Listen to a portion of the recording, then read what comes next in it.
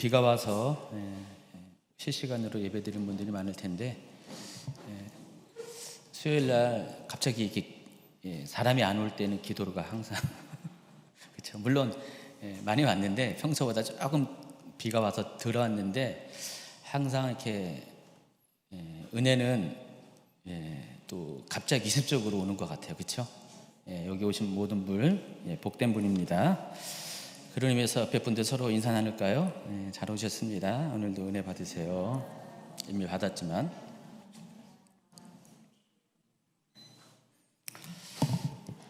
오늘 본문은 상당히 작아요. 마가복음 15장 16절부터 23절까지 모두 8줄밖에 안 됩니다. 제가 항상 진도가 급한데 앞전에 이제 진도가 조금 나갔기 때문에 약간 여유가 있어서 오늘은 8줄 정도만 소화합니다. 원래는 더 많이 해야 되는데 하다 보니까 너무 길어졌어요. 그래서 3분의 2 선에서 잘라서 오늘 마감을 합니다. 자, 오늘은 주제가 십자가의 길이에요. 실제로 예수님께서 십자가를 지시기 위해서 걸어가신 그 길, 물리적인 그 길 구간에 관한 이야기만 오늘 다뤄드릴 것입니다. 이 상징적인 의미로 십자가의 길이 아니라 실제적으로 물리적인 길을 의미하는 제목입니다. 그래서 예수님께서 본디오 빌라도 관정에서 사형 선고를 받으시고 십자가를 지시기 위해서 골고다까지 걸어가신 그 길 가운데 있었던 일, 그 이야기만 오늘 다뤄드리겠습니다. 그보다 앞서 먼저 지난 시간의 이야기를 가지고 출발을 할 겁니다. 빌라도에 대해서는 지난주에 제가 소개를 해드렸어요. 근데 빌라도에 대한 평가가 다 달라요. 예수님에 대한 그 영화가 많이 나왔잖아요. 근데 그때마다 거기 묘사된 빌라도에 대한 인물 외모도 다르고요, 성향도 다 다르게 표현하고요, 그 내면에 있는 갈등도 다 다르더라고요. 근데 제가 지난주에 이제 빌라도에서 연구를 하다 보니까 빌라도에 대해서 우리가 오해했던 분들이 많이 있다는 것을 알게 됩니다. 오늘 이제 십자가의 길, 다음 주 십자가 달리는 것들도 여러분이 알고 있는 상식과 다른 게 참 많아요. 빌라도에 대해서도 여러분 좀 먼저 잘 이해하시기 바랍니다. 일단 빌라도는 예수님이 죽으시는 것을 원치 않았던 사람이라는 것을 아시기 바랍니다. 또 함께 잠깐 소개했던 헤롯 아그리빠 역시 예수님이 죽으신 것을 원치 않았다는 것. 근데 어떤 분들은 빌라도와 헤롯이 공모해서 예수님을 죽이려고 했다라고 표현들을 많이 하시는데 사실은 그게 아니더라고요. 빌라도는 어떻게든지 예수님을 살리려고 애쓰고 노력했던 사람이라는 것을 알 수가 있습니다. 그래서 빌라도는 예수님에 대해서 재판을 하지 않기를 원했어요. 그래서 빌라도는 굉장히 내면에 많은 이 갈등을 가진 사람으로 성경은 소개를 하고 있습니다. 먼저 복음서에 등장하는 빌라도는 어떤 사람이냐? 한마디로 말하면 전형적인 직업 관리입니다. 우리식으로 말하면 전형적인 공무원. 여기 공무원 계십니까? 여기는 안 계신가요? 공무원들은 거의 추석을 안 하셨네요. 공무원들은 지금 집에 계시네요, 다들. 우리 교회도 공무원들이 좀 계시는데 우리 교회 공무원들은 그러지 않겠죠. 근데 여러분이 알고 있는 공무원의 속성이 뭐죠? 몸살인다는 거 동의하시죠? 자기 위치에서 조금이라도 이렇게 해가 되는 일은 안 해요. 굉장히 공무원 스타일 하면은 안정적인 스타일이라고 우리가 알 수가 있어요. 빌라도 역시 마찬가지 그런 사람입니다. 빌라도는 그때 당시 전문 직업 관리였어요. 그래서 그런 식으로 그 행정가, 그때 당시에는 행정가이면서도 또 군사적인 면도 같이 겸했기 때문에 그런 쪽으로만 계속해서 이렇게 달려온 사람입니다. 그래서 자기 위치에 대한 안정적인 것을 굉장히 서운해하는 사람이었습니다. 그래서 예수님의 문제를 처리하는 방식도 똑같았어요. 공무원식으로 처리하려고 그랬습니다. 일단은 유대인들 사내들인 공의회가 예수님을 고소했을 때, 예수님을 데리고 왔을 때 빌라도가 딱 잠깐 봤더니 이거는 로마법과는 상관없는 문제였어요. 로마법과는 상관없이 예수님을 자기들의 종교법을 기준으로 고소를 했습니다. 그러니까 빌라도가 이것을 딱 접했을 때 이건 나와 상관없는 일, 로마 제국과는 상관없는 일이라고 생각해서 처음부터 어떻게 했어요? 예수님의 재판을 수용했어요? 거절했습니다. 자, 요한복음의 18장 29절부터 그 이야기가 잘 설명되어 있습니다. 그러므로 빌라도가 밖으로 나가서 그들에게 말하되 너희가 무슨 일로 이 사람을 고발하느냐? 대답하여 이르되 이 사람이 행악자가 아니었더라면 우리가 당신에게 넘기지 아니하였겠나이다. 빌라도가 이르되 너희가 그를 데려다가 너희 법대로 재판하라. 이렇게 했어요. 너희 법대로 재판해라. 딱 끊어붙죠. 선을 그어버렸죠. 근데 뒤에 나오는 그 31절 후반부의 이야기를 한번 들어보세요. 유대인들이 이르되 우리에게는 사람을 죽이는 권한이 없나이다. 자, 이야기를 듣고 이제 빌라도가 태도가 바뀝니다. 지금 이 유대인들이 예수님을 고발하는 게 굉장히 심각한 문제라는 것을, 사형을 요구하는 문제라는 것을 알게 되면서 다시 생각을 바꿔서 재판을 이제 어쩔 수 없이 수용합니다. 33절. 이에 빌라도가 다시 관정에 들어가 예수를 불러 이르되 네가 유대인의 왕이냐? 자, 지금부터 이제 예수님을 본격적으로 이제 신문하는 과정이 이제 소개가 되고 있습니다. 자, 빌라도가 예수님을 이렇게 신문하는데 예수님을 접하면 접할수록 평범한 사람이 아니라는 것을 느끼게 됩니다. 보통 일반적인 사람은 이런 상황 가운데 어떻게 합니까? 자기를 변호하든지 아니면 아주 두려움 가운데 반응하는데 예수님은 전혀 그러지 않았어요. 자기 자신에 대해서도 이렇게 변호하지 않고요. 또 두려움도 전혀 없습니다. 침묵하고 담담하게 서 계십니다. 그러니까 빌라도가 계속 예수님을 신문하지만은 예수님의 이 태도를 보고 범상치 않은 사람이란 것을 느꼈습니다. 보통의 일반적인 사람이 아니라는 것을 알게 됐습니다. 자, 마가복음 15장 오늘 이제 본문에 나온 겁니다. 4절 5절. 빌라도가 또 물어 이르되 아무 대답도 없느냐? 그들이 얼마나 많은 것으로 너를 고발하는가 보라 하되 예수께서 다시 아무 말씀으로도 대답하지 아니하시니 빌라도가 놀랍게 여기더라. 여기 놀랍게 여기더라라는 이 단어 헬라어 원 뜻이 경탄하다라는 뜻이라고 했죠. 이게 이제 예수님의 어떤 신성이 나타날 때 사람들이 반응할 때 이 단어를 사용했어요. 지금 빌라도도 예수님에게서 그런 걸 느낀 것입니다.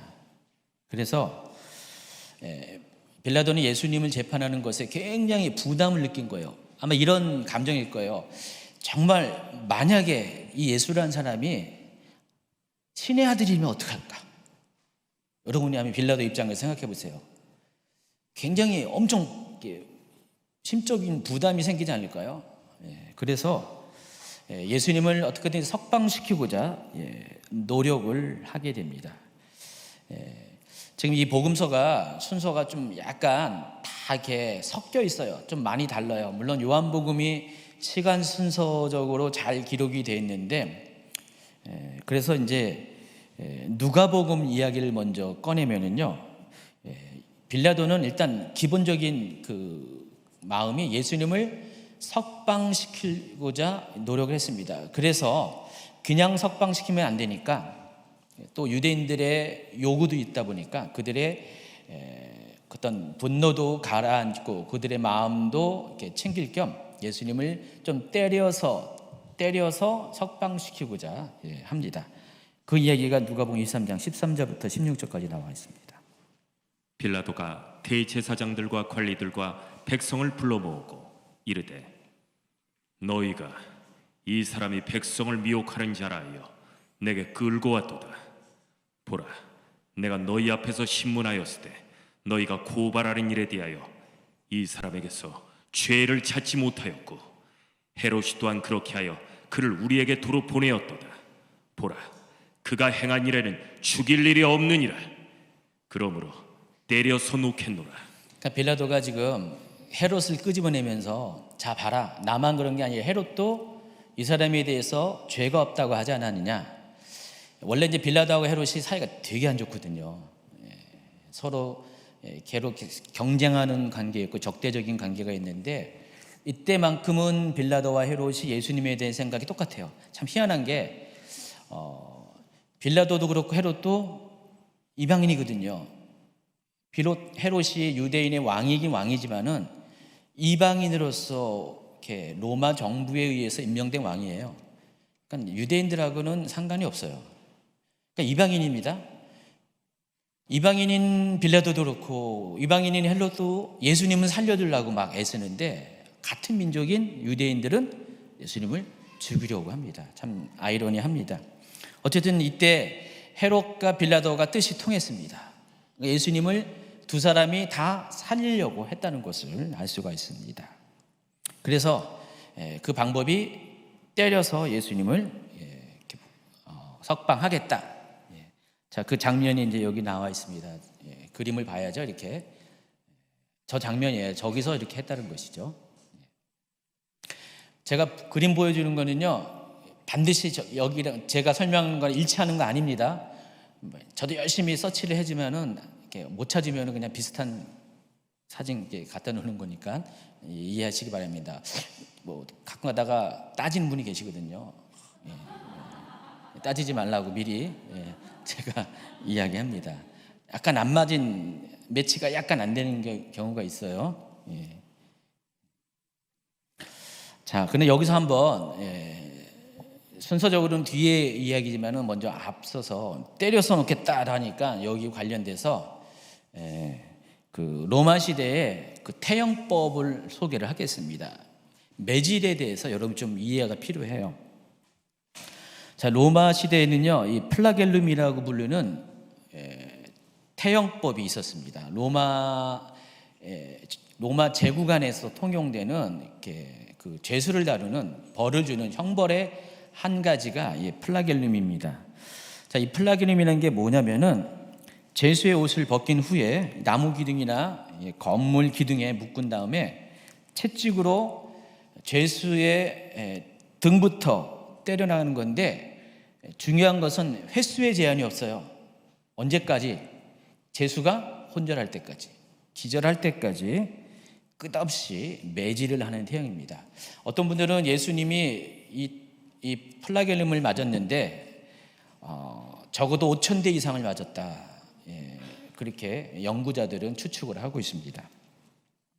자, 근데 태형에 사용되는 이 채찍을 한번 보여줄까요? 이거는 이제 옛날에 사용한 게 아니라 지금 이제 그것을 이렇게 복원시켜 가지고 이제 만들어 놓은 건데 어느 분이 만든 건데 저기 보시면은 끝에 뭐가 달려 있죠. 이 손잡이는 나무로 된 거고요. 이 가지같이 생긴 거는 가죽으로 되어 있습니다. 그리고 끝에 뭐가 달려 있냐면은 납덩어리, 뭐 유리 조각, 갈고리, 동물의 뼈 이런 것들이 달려 있고요. 태형을 할 때는요, 저거를 물에다가 푹 적셔 놓은대요. 가죽이라서. 가죽은 물에 적시면 어떻게 될까요? 물이 흡수해 가지고 무거워지죠. 그런 상태로 준비된 상태에서 때립니다. 자, 근데 이 플라겔룸이 굉장히 악명이 높았던 그런 태형법입니다. 그냥 회초리를 때리는 게 아니라 이거는 한 대 맞으면은 사람이 살점이 다 뜯겨 나가요. 굉장히 잔인한 태형법입니다. 그래서 요세푸스라는 사람 아시죠? 잘 소개했죠. 요즘 이 복음서 하면서 많이 소개했는데 요세푸스는 이렇게 그 책에다가 기록을 했습니다.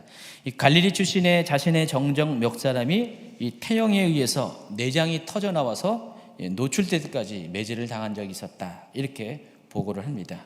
또 로마의 유명한 시인 키케로라는 사람이 이렇게 말했습니다. 이 형벌은 인간 도착이 비전의 최악의 형벌이다. 이것을 우리는 보아서는 안 되고 기억해서도 안 되며 결코 전달해서도 안 된다라고 기록을 했습니다. 이게 이제 그 기록에 나와 있는 것들이에요. 자, 이 플라게눔 태형법이 어떻게 생겼는지 더 구체적으로 설명합니다. 일반적으로는 세 가닥의 플라게눔 채찍을 사용합니다. 저렇게 왼쪽에 오른쪽 그림에 있죠. 보시면은 납도 있고 저 동물의 뼈처럼 보이죠. 그래서 저게 납이에요. 저런 게 달린 것들을 세 가닥을 사용하는데 중지인의 경우는요 9가닥 내지는 12가닥을 사용합니다. 그러니까 가닥이 많을수록 그에 매달려 있는 저런 것들이 더 많기 때문에 파괴력이 더 강하겠죠. 그래서 예수님이 맞은 이 플라게늄은 아마도 9가닥 내지 12가닥의 가능성이 많다고 이제 봅니다. 일단은 태형 언도를 받은 제수들 같은 경우 옷을 다 벗깁니다. 그리고 무릎을 꿇인 다음에 그림으로 아예 보여주세요. 그리고 머리 위로 손을 올려서 손목을 쇠사슬로 묶습니다. 그리고 기둥에다 저렇게 묶어버려요. 기둥에다 묶어버리고 얼굴은 이제 기둥 쪽을 향하게 하고 등을 보입니다. 그리고 허벅지와 발목 부분도 이 하체 부분도 쇠사슬로 묶어서 고정시킵니다. 움직이지 못하게. 자, 이러한 상태에서 채찍질이 시작이 됩니다. 채찍질을 하는 사람은요 순서가 있어요. 왼쪽이든지 오른쪽이든지 일단 등을 채찍하는데 어깨에서부터 차례로 쓸고 내려옵니다. 때립니다. 어깨부터 때리고 점점 등짝, 아주 허리, 엉덩이, 종아리까지 한쪽이 다 끝나죠. 그럼 반대쪽을 저렇게 때립니다. 저기 아시겠죠? 저런 식으로 때립니다. 쭉쭉쭉 때려 나와요. 근데 아까 뭐라고 했죠? 매질의 횟수가 정해지지 않았어요. 뭐 몇 대 이런 게 아니에요. 가지고 수백 대, 기본적으로 수백 대 맞고 수천 대도 맞을 수 있다는 것입니다. 언제까지? 등 쪽이 완전히 망가질 때까지. 등이 완전히 망가질 때까지. 그때까지 이제 제수가 기절하지 않고 버티잖아요. 그러면 앞으로 돌려요. 그리고 똑같이 같은 방식으로 상체부터 쓸고 내려오면서 한쪽부터 쭉 때려 나옵니다. 바로 이 앞부분을 때릴 때 문제가 생겨요. 복부 쪽에 이제 내장을 건드려요. 그래서 이게 살점이 튀어나오면서 내장이 밖으로 튀어나옵니다. 여러분 이렇게 장기가 튀어나오는 거 봤어요? 못 봤죠? 보지 마시기 바랍니다. 끔찍하죠. 그래서 등짝에 맞을 때 웬만하면 기절해야지 앞으로 돌리면은 한마디로 맷집이 센 거고 의지가 센 사람이 여기선 별로 도움이 안 돼요. 자기 몸만 망칠 뿐입니다. 그래서 앞으로 돌려가지고 맞으면은 완전히 내장까지 튀어나올 정도로 아주 심하게 맞게 됩니다. 그래서 이 로마 시대의 태양법인 플라게눔은 아주 악명이 높았어요. 그러다 보니까 죄수의 가족들이 이 집행자를 매수하는 경우가 많이 있습니다. 왜 매수할까요? 살살 때리게 해달라고? 아니에요. 오히려 더 세게 때리게 해달라고. 그래서 일찌감치 기절하게 하라고. 등짝에 맞을 때 완전히 그냥 기절하게 거기서 끝내도록. 만약에 이걸 좀 애매하게 때려가지고 앞으로 돌렸다.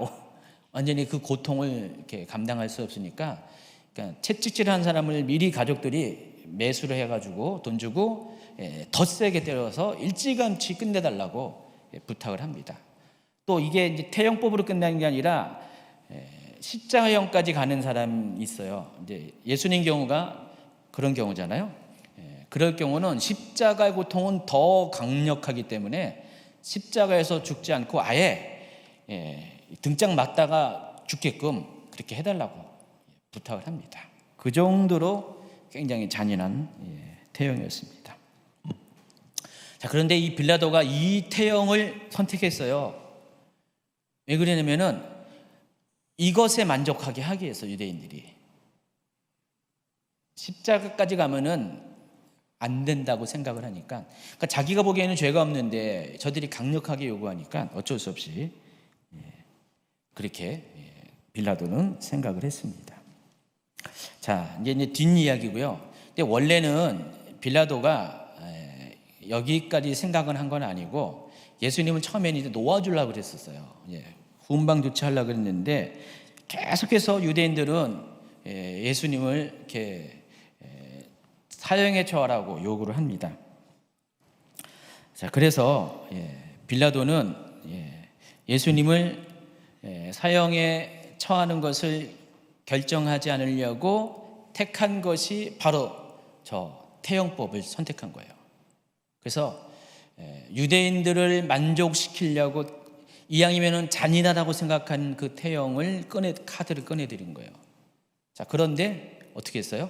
유대인들이 수용했습니까? 수용하지 않습니다. 그래서 이제 빌라도가 택한 방법이 이게 이제 복음서마다 약간의 그 관점 차이가 있어가지고 순서가 조금 달라요. 그래서 빌라도가 택한 방법이 죄인 중에 한 명을 풀어주는 간섭이 있었어요. 우리식으로 말하면 광복절 특사 이런 식으로 유대인 명절에 유대인 죄수 중에서 한 명을 풀어주는, 특별하게 풀어주는, 그러니까 일반 죄수가 아니라 중죄인 사형수 중에서 한 명을 풀어주는 그런 관습이 있었는데, 빌라도가 그 관습을 꺼내면서 너희들도 알다시피 명절 때가 되면은 사형수 중에서 한 명 풀어주는 게 있지 않냐. 자, 그래서 너희들의 왕을 풀어주길 원하느냐 하고 물었습니다. 그랬더니 그들이 뭐라고 했습니까?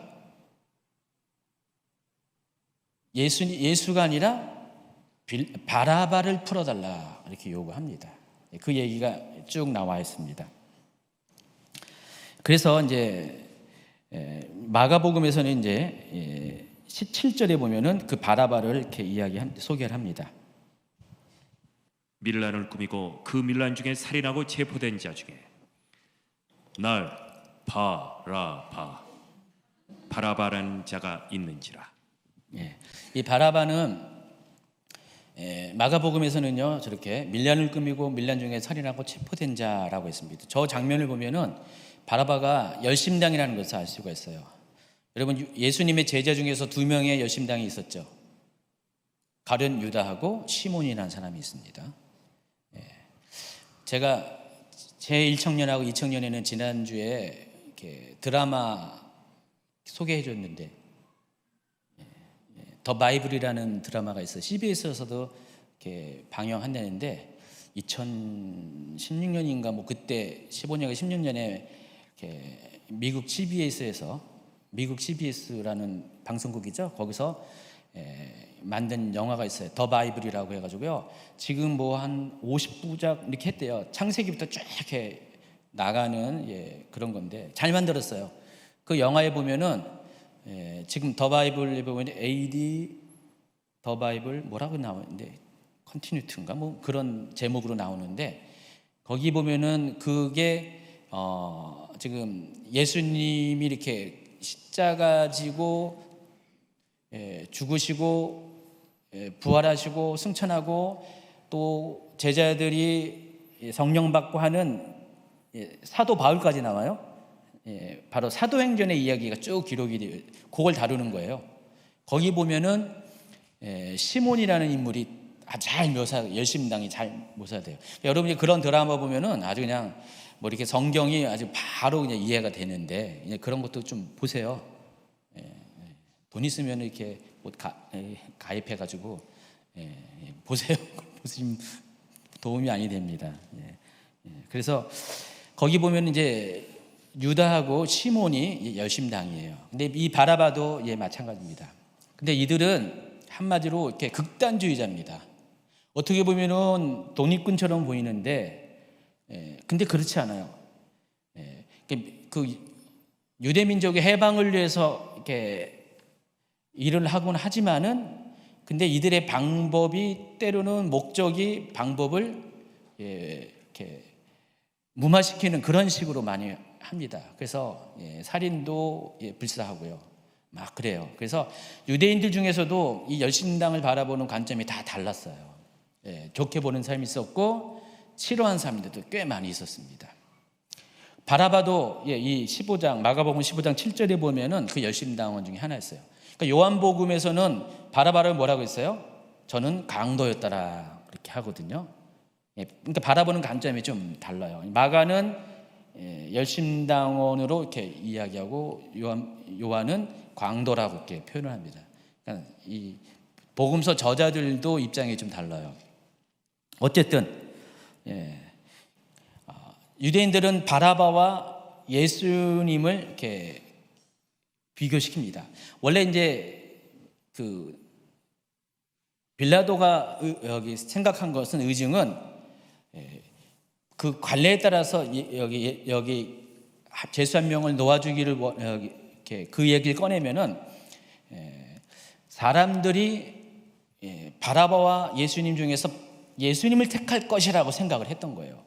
왜냐면은 일부에서는 바라바를 그렇게 보는 사람도 있지만은 또 많은 사람들이 바라바를 또 좀 극악한 죄인이라고 보는 사람도 많이 있기 때문에 그래도 그들이 이제 바라바를 선택하는 것보다 예수님을 선택할 수 있다라고 생각을 했어요. 근데 이것은 이렇게 빌라도의 엄청난 착각이었어요.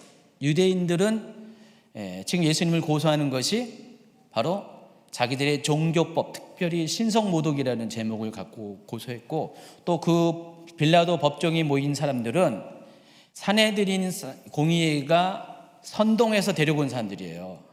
일반적인 바라바 반대파가 모인 게 아니라 예수님 반대파가 모인 거였어요. 그렇기 때문에 거기서 그 카드를 꺼낸 것이 빌라도의 오판이었다는 것입니다. 어쨌든 빌라도는 둘 중에 한 명을 택하기를 요청합니다. 자, 그런데 여러분 그거 아세요?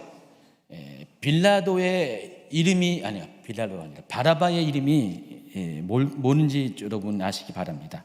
원래 바라바라는 것은 바가 그 아람어로 아들이라는 뜻이거든요. 히브리어에서는 벤이라고 그러잖아요. 근데 아람어는 바자가 아들이라는 뜻이에요. 그래서 이 바라바라는 것은 아버지의 아들이라는 뜻이에요. Son of Father라는 뜻이에요. 원래 바라바는 본명이 따로 있는데 바라바의 본명이 뭔지 아세요? 예수예요. 그 당시 예수라는 이름은 아주 흔한 이름이었어요. 그래서 개역개정에는 그게 나와 있지 않지만은 세 번역과 이 공동 번역을 보면은 바라바의 이름이 예수라는 것을 이렇게 알 수가 있습니다. 한번 세 번역과 공동 번역으로 마태복음 27장 17절 읽어주세요. 무리가 모였을 때 빌라도가 그들에게 말하였다. 여러분은 내가 누구를 놓아주기를 바라오? 바라바 예수요, 그리스도라는 예수요. 빌라도는 모여든 군중에게 누구를 놓아주면 좋겠느냐? 바라바라는 예수냐, 그리스도라는 예수냐 하고 물었다. 참 이렇게 정말 이렇게 생각하지도 못하게 지금 빌라도는 두 명의 예수 중에서 한 명을 선택하라고 군중들에게 요구합니다. 유대인들에게 요구합니다. 그랬을 때 유대인들은 뭐라고 했습니까? 이 사람이 아니라 바라바다 그렇게 요청을 합니다. 그래서 이제 그 빌라도가 이런 상황 가운데 예수님을 태형을 한 겁니다. 이런 상황에서 군중들의 소요를 잠재우기 위해서 예수님을 태형을 했어요.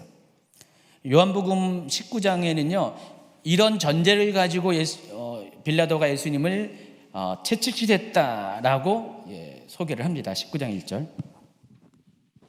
이에 빌라도가 예수를 데려다가 채찍질하더라.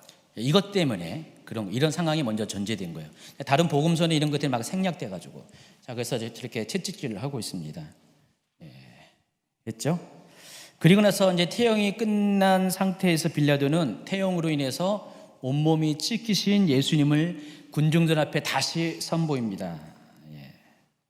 그리고 군중들 앞에서 이만하면 됐지 않냐 하면서 재판을 끝내려고 합니다. 그래서 19장 요한복음 19장 2절부터 읽어주세요.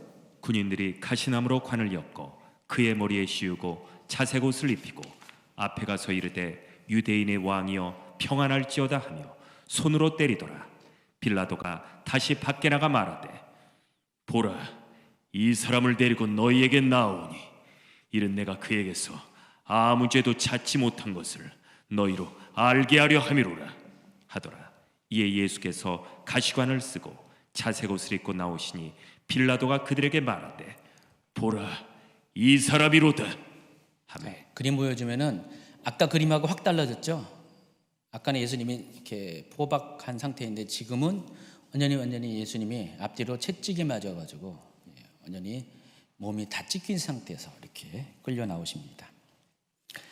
근데 그럼에도 불구하고 유대인들은 계속해서 또 예수님을 십자가에 못 박을 것을 요구합니다. 7절, 8절.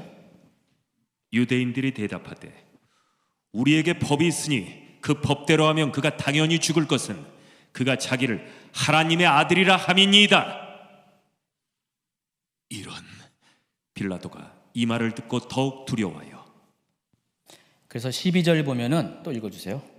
이러함으로 빌라도가 예수를 놓으려고 힘썼으나 유대인들이 소리질러 이르되 이 사람을 놓으면 가이사의 충신이 아니니이다.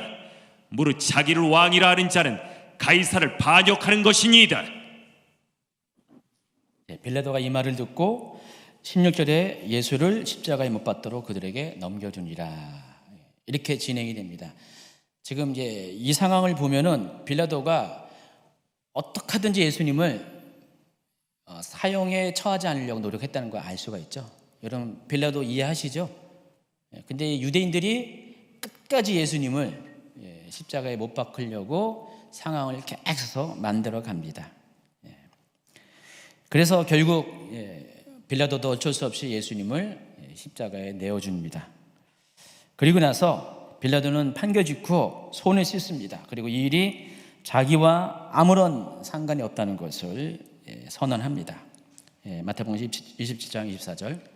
빌라도가 아무 성과도 없이 도리어 밀란이 나려는 것을 보고 물을 가져다가 무리 앞에서 손을 씻으며 이르되 이 사람의 피에 대하여 나는 무죄하니 너희가 당하라. 그 유명한 장면입니다. 이렇게 손을 들고 손을 씻고. 자, 여기까지 이제 지난주에 했던 거 다시 한번 제가 다시 리바이벌을 한 겁니다. 그래서 여러분 빌라도가 이런 상황 가운데 결국 예수님을 십자가에 내어주게 됐다는 것입니다. 자, 그런데 이제 십자가에 내어주기까지의 과정은 굉장히 복잡했고 신랑이가 있었고 막 갈등이 있었는데 십자가 선고가 끝나자마자 모든 것이 순식간에 진행이 됩니다.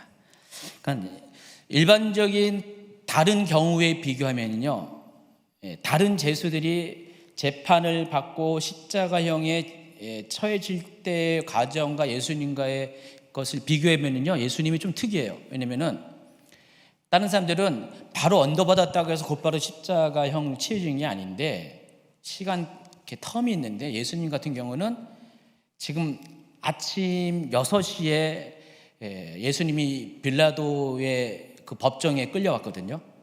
그리고 아침 9시에 십자가를 달리셨어요. 그러니까 그 3시간 안에 모든 것이 이루어졌어요. 그렇기 때문에 예수님은 판결과 동시에 곧바로 처형된 거예요. 특이한 케이스라는 것을 아시기 바랍니다. 처음부터 그 저녁 하루 전날부터 그랬잖아요. 예수님이 저녁 무렵에 최후의 만찬을 하시고 겟세마네에서 기도하시고 겟세마네 동산에서 대제사장이 보낸 무리들에게 잡혔죠. 포박당했죠. 그리고 안나스에게 끌려갔다가 가야바에게 끌려갔다가 그리고 밤새도록 신문을 당하고 재판을 당하다가 또 아침 무렵에 빌라도에게 끌려갔어요. 그럼 예수님의 경우는 그냥 초고속으로 그 전날 밤부터 1박 2일 동안을 잠도 안 자고 모든 것이 다 신속하게 진행됐습니다. 제가 지난주에 말씀한 것처럼 유대법에 의하면은 죄인들은 밤에 신문하지 못하게 돼 있어요. 특별히 사형에 처하는 아주 중요한 문제들은 최소한 1박 2일, 2일 정도의 시간을 두고, 그리고 군중들이 다 모이는 상태에서 모든 것을 확인한 상태에서 그렇게 하게 되었어요. 근데 그 모든 것이 깡그리 무시되면서 예수님의 재판 과정은 속전속결로 됐고요. 또 말씀드렸잖아요. 예수님이 5번의 재판을 받았다고 했어요. 그 밤새 안나스, 가야바, 빌라도, 헤롯, 다시 빌라도. 빌라도한테만 3번 받았는데 그런 식이면 6번의 재판을 받게 됐잖아요. 하룻밤새 그렇게 받는 경우가 없잖아요. 그러니까 지금 어떻게 보면 어떻게 해요? 너무한 거예요. 예수님에 대해서는 이렇게 가혹하게 이렇게 할 수가 있을까? 근데 그 당사자들을 다 보면은, 예수님을 재판한 당사자들을 보면은 그들이 원한 것도 아니었어요. 근데 상황이 그렇게 흘러갔어요. 근데 왜 그랬을까? 이 모든 일에 누가 이 일을 주관하셨냐? 누구라고요? 하나님이 주관하셨어요. 하나님의 시간표에 맞춰서 예수님은 6월절 어린 양으로 돌아가셔야 했기 때문에 하나님께서 그 모든 것들을 서둘렀다는 것입니다. 그래서 일반적이지 않게 예수님은 선고가 내리자마자 곧바로 십자가 처형대로 끌려가시게 됐다는 것입니다. 자, 마가복음으로 다시 가면 15장 16절에 보겠습니다. 군인들이 예수를 끌고 브라이도리온이라는 뜰 안으로 들어가서 온 군대를 모으고 예수에게 자색옷을 입히고 가시관을 엮어 씌우고 경례하여 이르되 유대인의 왕이여 평안할지어다 하고 갈대로 그의 머리를 치며 침을 뱉으며 꿇어 절하더라. 자, 예수님이 군인들이 이제 선고가 내리자마자 군인들이 예수님을 브라이도리온이라는 뜰 안으로 끌고 들어갔다 그랬습니다. 브라이도리온이라는 게 어디냐? 그림을 보여주면 바로 저기예요. 저희가 어디라고 했죠? 안토니오 요새입니다. 안토니오 요새가 지금 성전 그 외벽하고 완전히 붙어 있죠. 저렇게 붙어 있는 이유가 뭐라고 했어요? 지난주에 이 성전이 가장 핫한 장소이기 때문에, 문제가 일어나는 장소이기 때문에 저기를 감시하기 위해서 바로 담장에 붙어가지고 그 로마 군대의 진영이 요새가 이렇게 건축되었어요. 좀 더 큰 그림으로 볼까요? 머리서 보니까 되게 좁아 보이는데 여기 굉장히 이게 큰 규모의 건물이라는 것을 알 수가 있어요. 자, 보시면은 이것도 큰 건데 이 성전이 대단한 거죠. 그때 당시 헤롯 성전이 엄청난 건축물이었어요. 저 회랑들 보세요. 기둥들 쫙 보시면은 저게 저종 한 3층 높이 정도 돼요. 저기가 그때 당시 한 10m 이상 되는, 그러니까 솔로몬이 지은 것보다 아주 몇 배나 확장된 것이 헤롯 성전이거든요. 저 안토니오 요새의 그 마당이 바로 여기 얘기하는 브라이도리온이라는 것입니다. 그걸로 끌고 갔습니다. 거기서 이제 본격적으로 예수님이 십자가를 못 박게 한 준비를 하게 됩니다. 로마 군인들은 예수님에게 왕을 상징하는 3가지 의미 있는 소지품을 입히거나 씌우게 됩니다. 근데 이게 예수님을 왕으로 인정한 게 아니라 예수님을 조롱하기 위해서 그래요. 그래서 왕이 소지하는 물건들을 흉내내서 예수님에게 입히거나 소지하게 합니다. 첫 번째가 자색옷입니다. 마가복음 17장 17절. 예수에게 자색옷을 입히고. 자색옷이 어떤 건가? 이거예요. 이걸 입혔다는 것입니다. 근데 여러분, 자색옷이 그때 당시에 어떤 옷이라고 했어요? 왕이나 귀족들이 입는 옷이라고 했어요. 왜 그들만 있냐면은 비싸서. 이 자색옷을 만드는 염료 자체가 저 지중해 해변 두로와 시돈 앞에서 자생하는 소라에서 나온 그 추출물로 하는 거예요. 소라 한 마리에 뭐 1g 정도밖에 안 나온대요. 그 염료가. 그래서 저런 옷 하나 만들려고 이렇게 염색을 하려면은 엄청난 많은 소라가 동원돼야 돼요. 그래서 비쌀 수밖에 없습니다. 그래서 보통 귀족들이나 왕이나 입을 수 있는 옷이었습니다. 근데 그 옷을 입혔다 그랬습니다. 근데 여러분 한 가지 생각해 보세요. 만약에 예수님을 조롱하는 입장이라면은 그렇게 귀한 옷을 입혔을까? 자색옷이라고 얘기했지만은 그래서 아닐 수가 있어요. 흉내내는 차원에서. 네, 때마침 로마 군인들이 입는 외투가 있는데 그게 뭐냐면은 빨간색 옷이었어요. 홍포라고 불러요. 마태복음 27장 28절에서는요, 자색 옷 대신 홍포를 입었다 그랬어요. 여기 보세요. 그의 옷을 벗기고 홍포를 입혔다. 색깔이 저렇게 달라요, 그렇죠? 38번 슬라이드하고 38번 슬라이드, 41번 슬라이드 색깔이 확 다르죠? 예. 그런데 제가 보니까 홍포가 아닌 것 같아요. 또 빨간 옷이 아닌 것 같아요. 왜냐면은 누가복음 23장 11절에 보면은요, 이런 말씀이 있습니다. 헤롯이 그 군인들과 함께 예수를 업신여기며 희롱하고 빛난 옷을 입혀 빌라도에게 도로 보내니. 여기서 이 빛난 옷이 뭐냐면은 왕이 입는 옷이에요. 다시 말해서 헤롯이 갖고 있는 자기 옷 중에 하나를 예수님에게 입힌 거예요. 왜냐하면 예수님이 지금 왕이라 그러니까 지금 유대인의 왕은 자기잖아요. 근데 사람들이 예수님을 왕이라고 막 그러니까요. 근데 막 신문에 보니까 왕이 아니에요. 맨 처음에는 헤롯도 긴장해가지고 예수님을 신문하다가 예수님 막 하다니까 말도 안 하고 대답도 안 하고 막 그러니까 나중에는 별거 아니네 하면서 헤롯 입장에서 한번 그 왕노릇 해봐라 하면서 자기 옷을 준 거예요. 자기가 입는 자색 옷을 줘서 조롱하기 위해서 예수님을 이렇게 준 겁니다. 그래서 그 옷을 입고 지금 다시 빌라도에게 끌려왔거든요. 그렇기 때문에 이 자색 옷이라는 것이 자색 옷일 수가 있어요. 진짜로. 별거 갖고 따지냐고요? 분명히 이거 갖고 따지는 분이 계셔서 제가 그런 겁니다. 두 번째가 이제 왕을 상징하는, 조롱하기 위해서 왕을 상징하는 물건 중에 하나가 가시관입니다. 27장 마태복음 27장 29절. 가시관을 엮어 그 머리에 씌우고. 이 가시관이라는 게 원래 황제들이 이렇게 면류관에다가 쓰는 그 형태의 가시 형태의 잎사귀가 있습니다.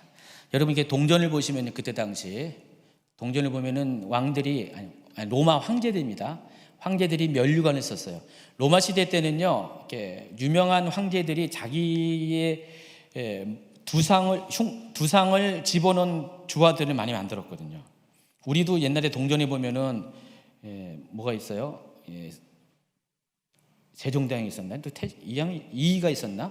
뭐 이렇게 유명한 인물들을 이렇게 지금도 지폐 앞면에 있잖아요. 동전에도 옛날에 있잖아요. 100원짜리 동전에 누구 있었는지 모르겠네. 잘 모르겠어요. 요즘 100원은 제가 취급을 안 해서. 그런 식으로. 근데 시대가 바뀌면 어떻게 해요? 인물이 조금씩 바뀌잖아요. 그런 것처럼 이 로마 시대에도 이렇게 많은 동전들이 이렇게 은화도 있고 금화도 있고 동전도 있는데 저렇게 다 그때는 다 황제들의 이렇게 얼굴을 이렇게 부조를 해서 만들었습니다. 디베리오 때 당시 예수님 요 처형 때는 디베리오가 황제였는데 디베리오 황제 동전도 마찬가지입니다. 제가 디베리오 거는 못 찾았어요. 오른쪽에 있는 사진은 디베리오 황제 사진은 맞아요. 근데 동전은 못 찾았어요. 검색을 해도 계속 안 나오더라고요. 근데 디베리오 같은 경우는 그 면류관의 월계관의 위쪽에 가시 모양의 그런 문양이 있었대요. 예수님 당시에 황제의 두상을 집어넣은 그 동전에는 그런 게 있었대요. 지금 그래서 로마 군인들은 그것을 흉내내 가지고 예수님에게 가시로 된 면류관을, 황제가 쓰는 면류관을 만들어 줍니다. 그래서 주변에서 쉽게 구할 수 있는 가시 돋친 식물들을 찾습니다. 여러분 저런 게 있었어요. 유대 땅에는 몇 가지가 있었어요. 가시 돋친 식물들. 저게 뭔지 아세요? 모르시죠? 광야에 보면 많이 있는데 시띠나무인데 시띠나무를 자세히 살펴보면요, 보세요. 보이나요? 되게 아주 강해요. 저거 안 부러져요. 제가 이스라엘 가가지고 몇 개 부러뜨려서 갖고 온 게 있거든요.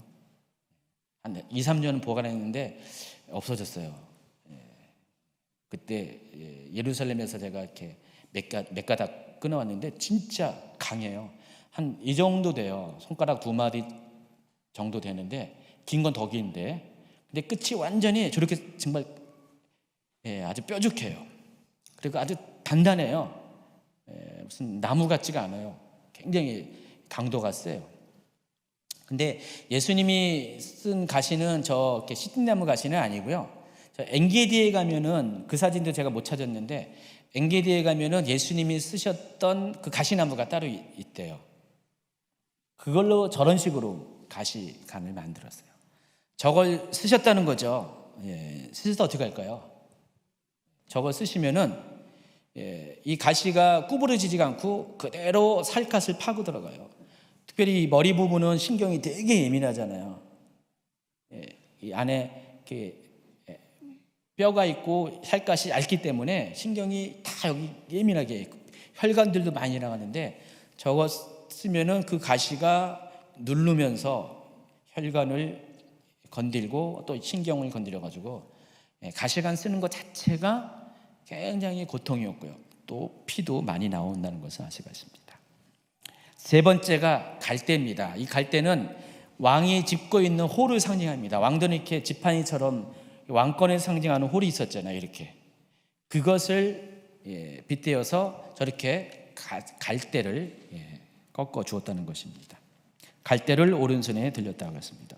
어쨌든 로마 군인들은 자색 옷을 입히고 가시 면류관을 쓰고 또 갈대를 이렇게 오른손에 잡게 해가지고 왕처럼 꾸며놓고 막 예수님을 조롱한 거예요.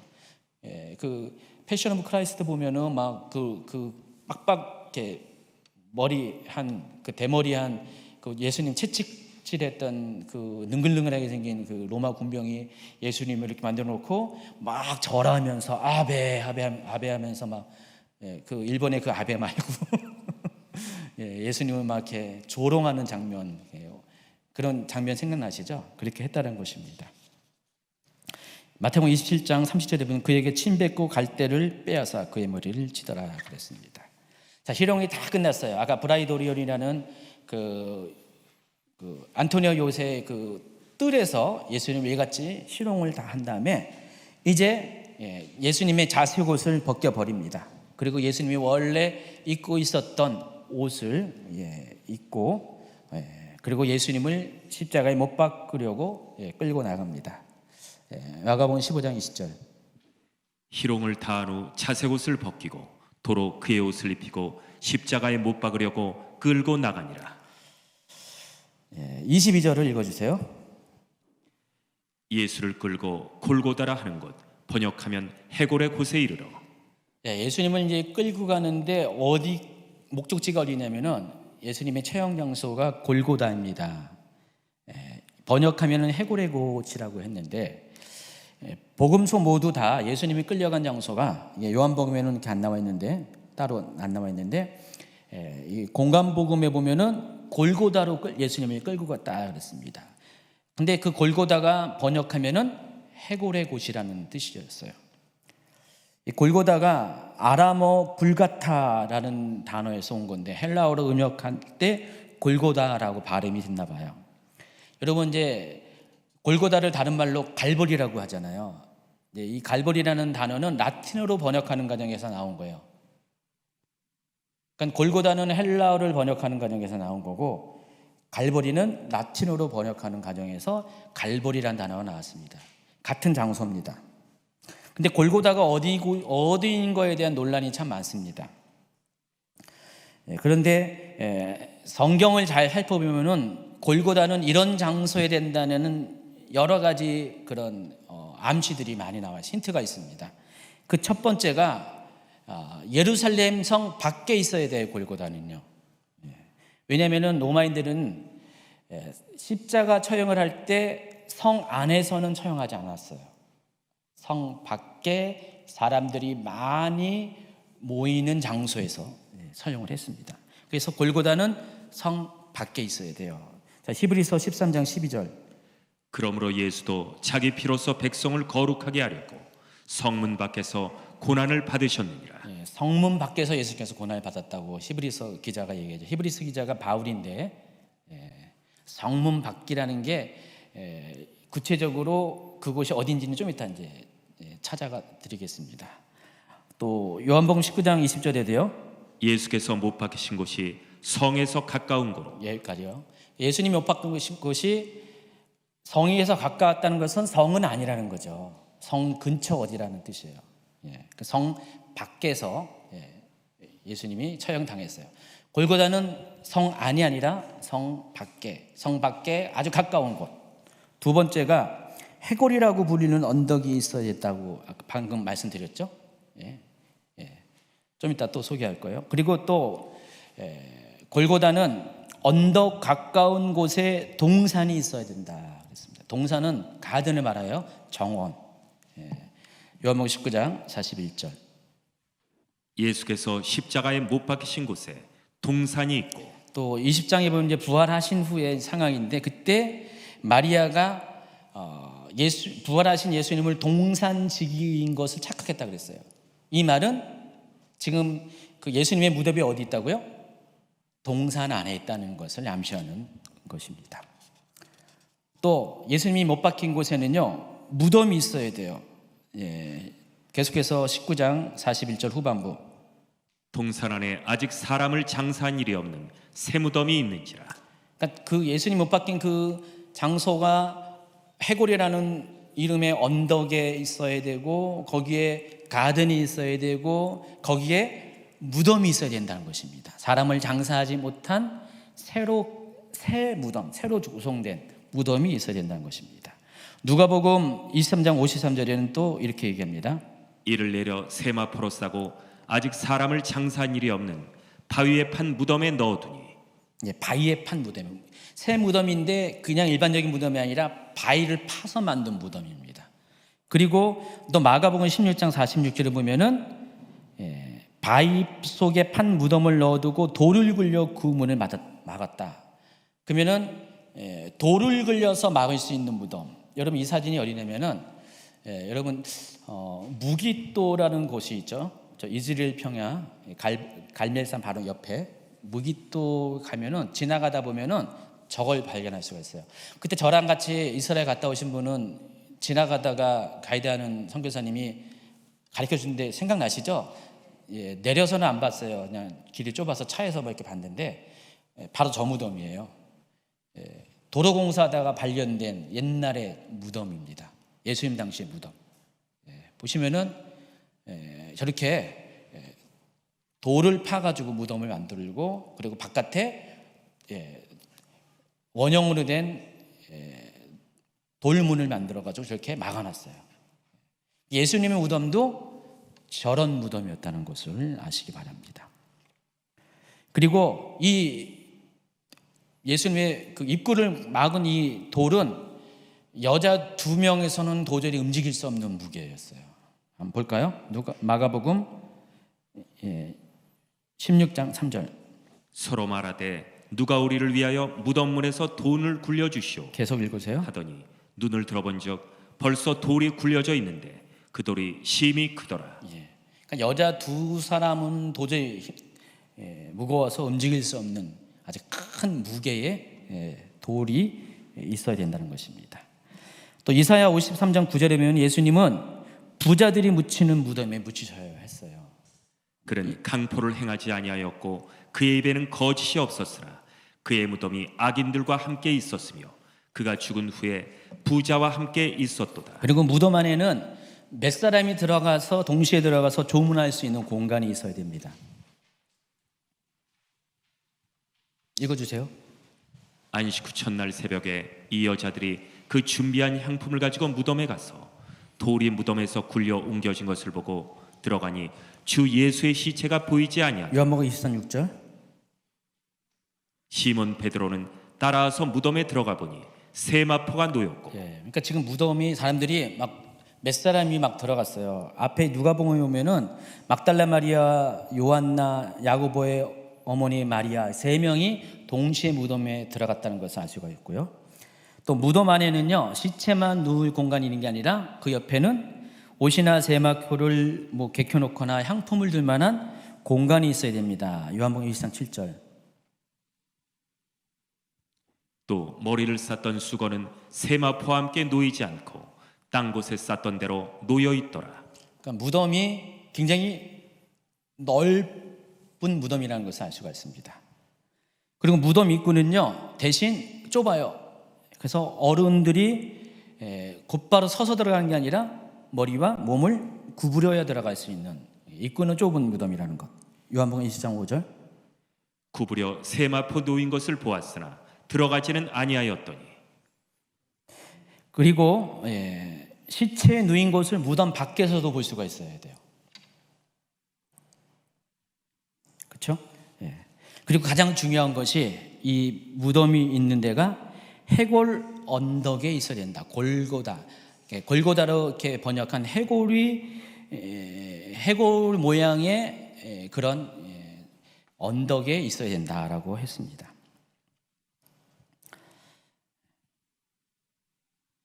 그 장소가 어딘지가 굉장히 궁금했어요.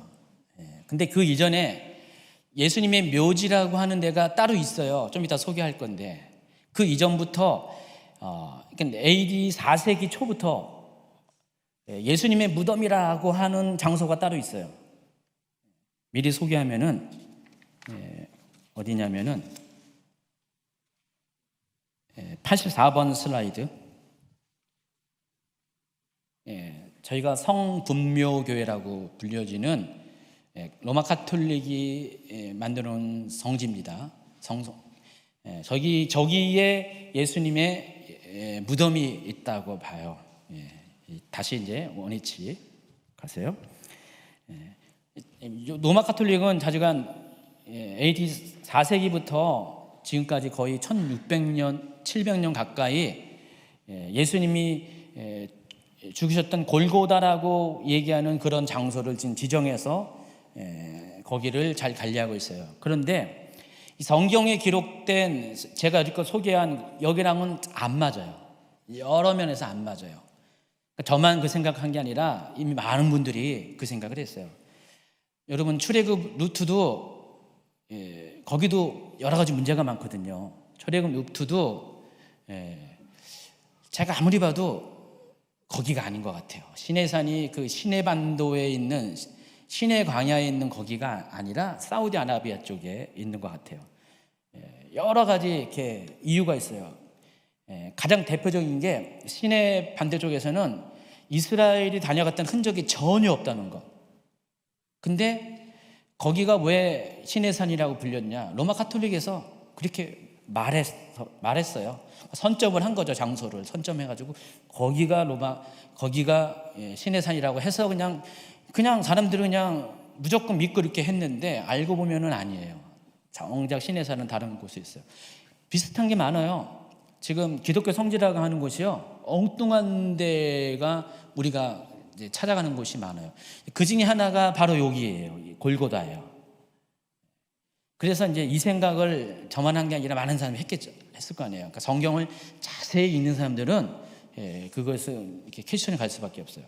그 중에 한 명이 영국에 한 장군이 있어요. 찰스 고든이라는 사람이, 이 사람이 이제 영국이 잠시 팔레스타인을 신탁 통치했을 때, 그러니까 19세기 말에서 20세기 초까지 영국이 이제 신탁 통치했잖아요. 그때에 이스라엘 지역을 다스리던 그 지역의 관리 중에 영국군 장군인 찰스 고든이라는 사람이 정말로 예수님이 못 박히신 골고다가 어딘가를 찾고자 노력을 했습니다.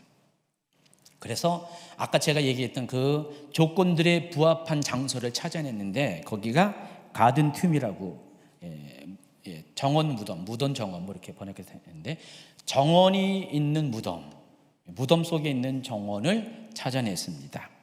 그러니까 고지도와 옛 문헌들, 또 그 지역의 구전으로 내려오는 그런 이야기들을 통해서 조사를 계속해서 했더니 정말로 골고다의 후보지에 맞는 장소를 찾아냈습니다. 그 장소는 유대인들이 예전에 율법을 어긴 자들을 돌로 쳐 죽인 장소라고 합니다. 그래서 히브리어는 돌로 던져 죽이는 곳이라고 불려졌고요. 더 놀라운 것은 그 지역에 터를 잡고 있는 아랍인들이, 팔레스틴 사람들이 실제로 거기를 해골이라고 불렀어요. 그 장소를. 근데 왜 해골이라고 부르냐면은 거기에 언덕이 있는데 그 언덕이 해골처럼 생겼기 때문에 저렇게 생겼어요. 왼쪽이 발견한 당시에, 찰스 고든이 발견한 당시에 1882년에 발견한 때 찍은 사진이래요. 그리고 이게 지금 현재의 모습이에요. 벌써 100 몇십 년 지나기 때문에 좀 많이 좀 이렇게 변형이 좀 생겼어요. 근데 이게 옛날의 모습이에요. 여러분 딱 봐도 저거 해골처럼 보이나요?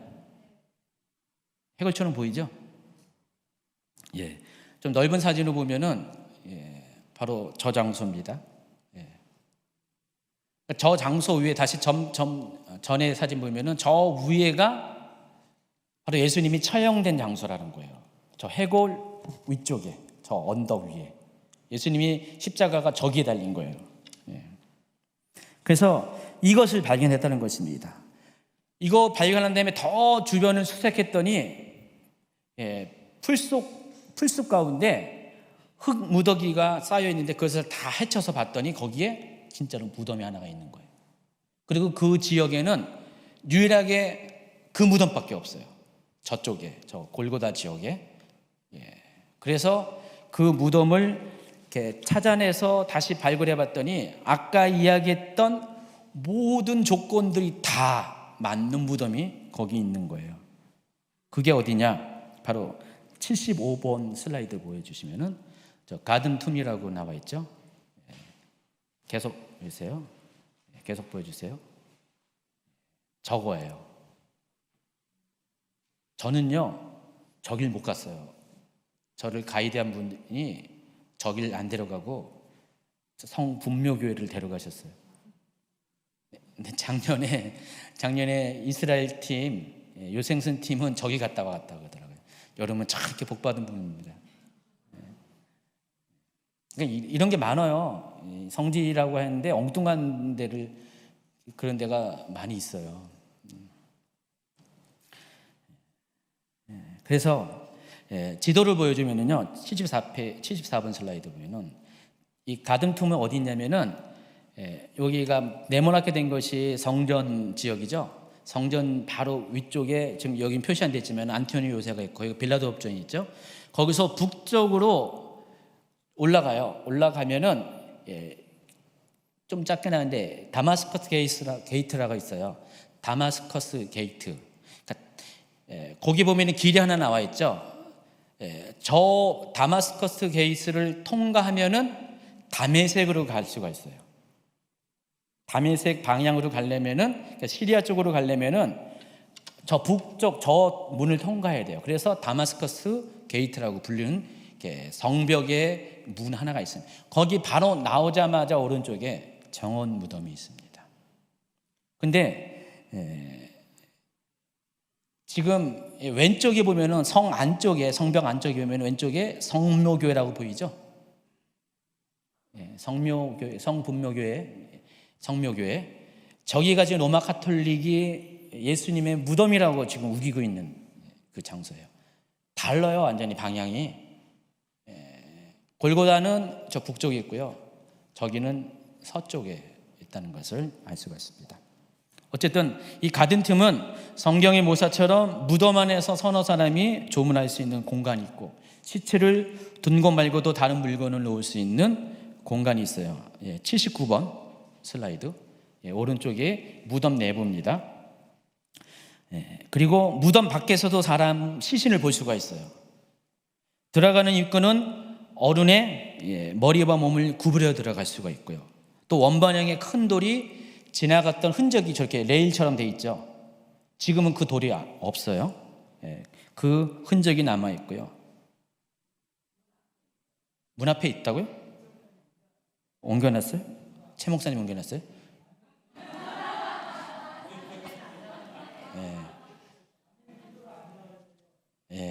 제가 안 가봐서 이게 이 차이가 있는 거예요. 가본 사람은 제가 갔으면 저기 있어요. 근데 사진으로는 안 나와 있더라고요. 아니래요? 예? 이게 그냥 이런 거다라고 샘플을 갖다 놓은 거. 원래 돌이 아니다. 원래 돌이 아니래요. 예. 그 축소한 거. 아마 그 돌은 아까 무깃도에서 발견한 그 돌 최소한 그보다 더 클 수도 있을 것 같아요. 여자 두세 명이 움직일 수 없는 돌. 굉장히 무거운 돌이라는 것을 알 수가 있습니다. 좌우지간 저런 모든 조건들이 딱 맞는 무덤이라는 거예요. 저게 원래는 이게 다 가려져 있어가지고 발견 안 됐는데 그걸 헤쳐서 흙을 퍼내고 다 봤더니 저 무덤이 발견됐다는 것입니다. 근데 그 일반적인 고고학자들이 저 무덤을 봤더니 저 무덤은 아무나 들어갈 수 있는 무덤이 아니라 그때 당시 예수님 당시 정말 권세자들이 들어갈 수 있는 큰 부자이거나 권세자들이 들어갈 수 있는 무덤이라는 것이라고 이렇게 판명이 됐습니다. 그때 여러분 생각나시죠? 이때 이 장면에서 누가 생각나죠?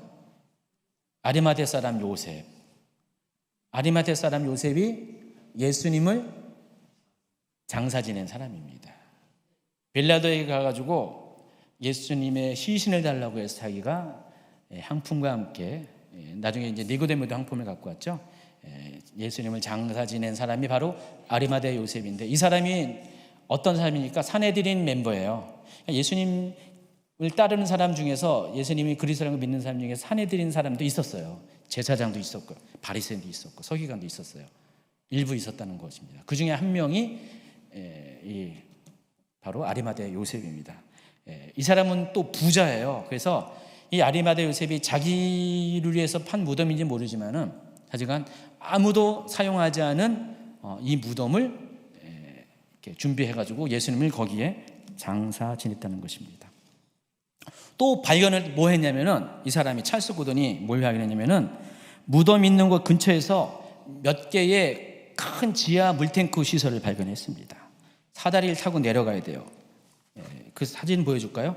81번 슬라이드. 저게 바로 예수님의 무덤이 있는 골고다의 정원에 있는 그 지하 물탱크입니다. 저 물탱크가 왜 필요했을까요?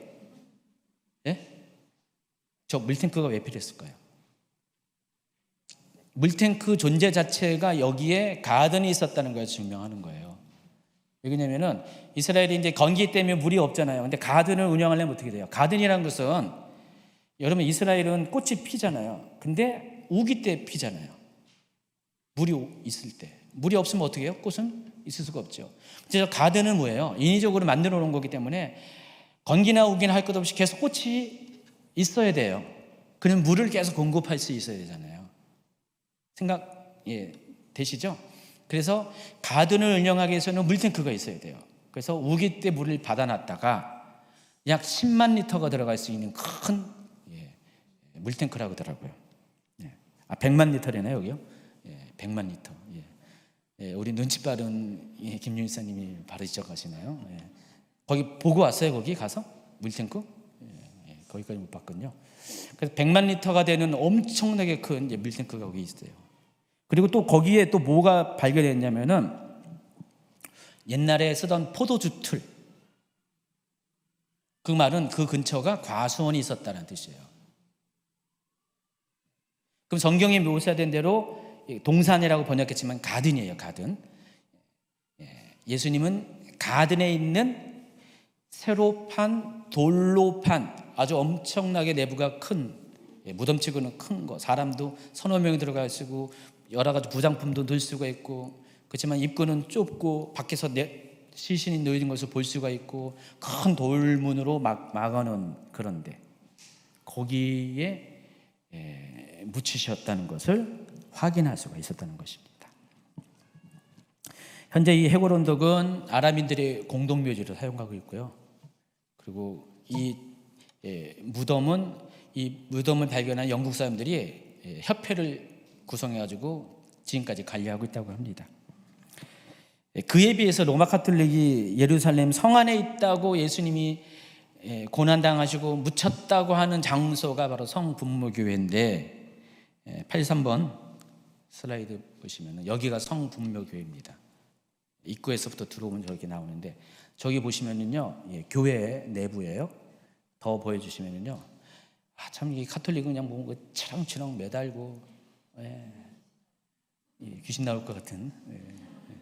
저게 뭔지 알아요? 예수님이 누웠던 장소래요. 십자가에서 내리자마자 누웠던 장소래요. 그래가지고 갔더니 사람들이 거기서 막 이렇게 키스하는 거예요. 그 바닥에 대고 막 뽀뽀를 하는 거예요. 어떤 여자는 막 울더라고요. 감격해가지고 예수님이 여기 누웠던 장소. 속았어요.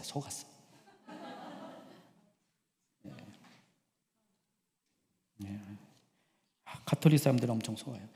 이게 콘스탄티누스 어머니 헬렌이라고 부르죠. 그 콘스탄티누스 어머니가 이때 당시 성지순례 광이었어요. 그래가지고 예루살렘도 오고 또 저기 이집트도 가가지고요. 그 헬레나가 여기가 어디다라고 찍어놓으면 그때부터 성지가 되는 거예요. 그런 사연입니다. 그래서 로마 가톨릭에서는 이 콘스탄티누스 어머니를 세인트를 붙여놓잖아요. 성 헬렌. 공이 크죠. 또 한 가지 이와 연관돼서 비아 돌로로사라고, 이것도 여러분이 속은 겁니다. 잘 속죠. 예루살렘에 가면은 여러분 이렇게 저길 가잖아요. 예루살렘이 그 시내에 비아 돌로로사라고 있죠. 저 라틴어고요. 저게 이제 비아가 이제 라틴어로 길이란 뜻이고요. 돌로로사가 이제 슬픔, 고난이란 그런 뜻이래요. 그래서 고난의 길, 슬픔의 길이란 뜻입니다. 저기 그림에 보시면은요, 저 오른쪽 1번이라고 써 있는 데가 어디냐면은 안티오니 요새. 아까 얘기했던 빌라도 법정이 있는 곳이에요. 거기서부터 지금 저희가 그냥 되게 복잡한 도로예요. 도심이에요. 올드시티. 저런 식으로 꺾어지고 가가지고 한 800m를 가면은 골고도가 있다는 거예요. 저기가 그 위치에 예수님이 죽으신 그곳, 거기에 또 바로 무덤에 묻혔는데 저기를 저들이 기념해가지고 성분묘교회라고 이렇게 기념교회를 만들었습니다. 저기까지 가는 길이 800m인데 저 길을 가리켜서 비아 돌로로사라고 이렇게 명칭을 붙였습니다. 예수님이 십자가를 메고 가셨다라고 하는 길입니다. 다시 또 이제 옆에 지도 보면은 저런 식으로 되어 있죠. 또 보여주세요. 비아 돌로로사. 근데 여기에 보면은 예수님이 거리에서는 흔적들을 14개의 정거장 스테이션으로 만들어서 꾸며놨어요. 1번이 뭐냐면은 거기 영어로 써 있는데 예수님께서 사형 선고를 받았던 곳이라고 써 있죠. 1번. 저희가 바로 다시 그냥 그대로 가보세요. 저기가 바로 어디라고요? 안티오니 요새 뜰 브로드도리온이라는 것. 거기서 저기서부터 출발한다는 거죠. 비아 돌로로사가. 그래서 보시면은 예수님께서 십자가를 받은 것 2번이죠. Jesus receives the cross. 그리고 3번이 예수님께서 첫 번째로 쓰러지신 곳. 예수님이 3번 쓰러지셨대요. 여기 보면은 3번, 7번, 9번에 보면 예수님이 쓰러진 장소가 있어요. 그리고 10번부터는 그 골고다, 여기 골고다 바로 그 장소, 거기부터가 이제 10번부터 카운트됩니다. 그래서 한번 찍은 사진들을 보여줄게요. 93번 슬라이드부터. 저기는 이제 3번 스테이션이네요. 또 계속 보여주세요. 여기는 5번이고 쭉 보여주세요.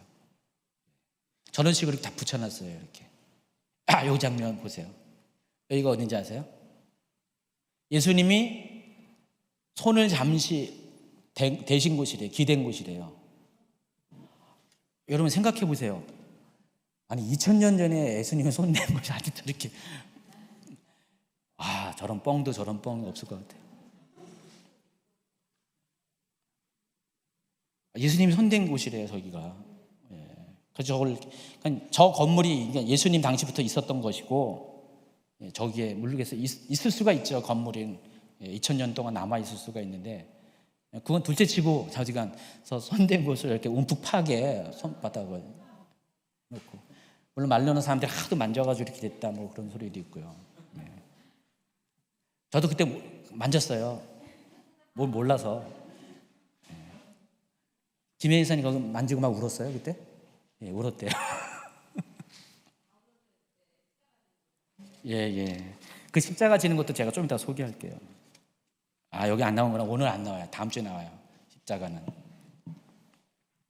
어쨌든 비아 돌로로사라는 이 길도 잘못된 거예요. 왜냐하면은 목적지 자체가 틀렸기 때문에. 성분모교회가 목적지가 아니라 어디 가야 된다고요? 성경에 묘사된 것은 북쪽 방향으로 다마스커스 문을 통과해 가지고 바로 오른쪽에 있는 해골 모양의 언덕이 있고, 거기에 진짜로 그 언덕 그 돌을 파가지고 만든 무덤 있는 그곳. 그래서 101번 슬라이드를 보여주시면요, 저렇게 저기가 맞다는 것입니다. 한편 십자가를 짊어지고 가는 예수님은요, 십자가를 과연 질 수 있는 상태가 되었을까? 아까 제가 그 플라게눔 얘기하면서 플라게눔은 완전히 사람을 초종으로 만들었어요. 엄청나게 잔인한 태형이라고 했어요. 그러니까 예수님이 플라게눔 태형을 맞자마자 바로 십자가를 지고 어쨌든 비아 돌로로사를 걸었어요. 저쪽이 아니더라도 저기 진짜 북쪽이라도 그건 비아 돌로로사잖아요. 이게 똑같이 고난의 길이, 슬픔의 길인데, 근데 여러분 잘 알고 있는 저 사진은 진짜가 아니에요. 저것도 잘못된 사진입니다. 예수님은 저런 식의 십자가를 결코 짊어지지 않았어요. 왜냐면은 당시에 십자가형을 하려면 아까 말씀처럼 그 플라게룸이라는 태형을 맞기 때문에 그 죄인들이 저 정도의 무게의 십자가를 들 수가 없어요. 맬 수가 없고, 대신에 어떤 걸 했냐면은 103번 슬라이드. 참 이 그림 그린 분은 참 고증일 잘해놔요. 항상 보면은 제가 이 작가 보면은 고증을 저런 걸 맺습니다. 그러니까 십자가의 횡목만, 저게 가벼운 거는 한 20kg 정도 되고요, 무거운 건 40kg까지 되는데 저걸 메고 갔어요. 그냥 일자 하나를 맺습니다. 그러니까 십자가의 이 수직 기둥은 그 장소에 미리 박아놓고요, 그리고 죄수는 수평 기둥만 자기가 이렇게 묶고 이렇게 갑니다. 그래서 저것도 20kg밖에, 만약에 가벼운 20kg라도 예수님의 그 상태에서는 못 들고 갑니다. 완전히 그냥 소진한 상태이기 때문에 그냥 건강한 상태에서 20kg 정도는 800m 정도, 1km 정도면 충분히 갈 수가 있을지 모르겠지만, 근데 이렇게 최전한 상태에서 낼 수가 없어요. 그래서 어떻게 합니까? 예수님이 이제 출발하자마자 얼마 있다가 누굴 택하죠? 아까 그 비아돌로로사 그 스테이션에 보면은 몇 번째냐면은 5번째 시몬을 만납니다. 구레네 사람 시몬을 만납니다. 이 시몬은 어디 출신이라고 했어요? 구레네가 어디냐면은 리비아 수도 트리폴리 말합니다. 그러니까 리비아에서 디아스포라 유대인들이 거기도 많이 살았는데, 그 북아프리카 쪽에서 알렉산드리아도 많이 살았는데 구레네도 많이 살았대요.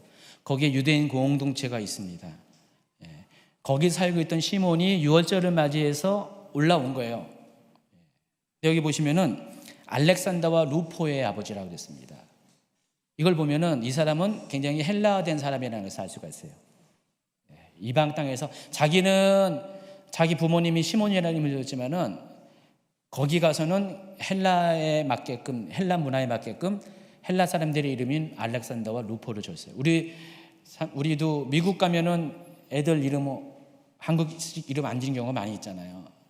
너 좌네 이제부터, 뭐 너 데이비트 해가지고 막 그런 것처럼 이 시몬이라는 사람은 디아스포라면서 아들에게는 헬라식 이름을 이렇게 지어줬습니다. 어쨌든 6월절을 맞이해서 이 사람도 이제 6월절 지키려고 왔어요. 리비아에서부터 왔습니다. 지나가고 있는데 마침 붙잡힌 거예요.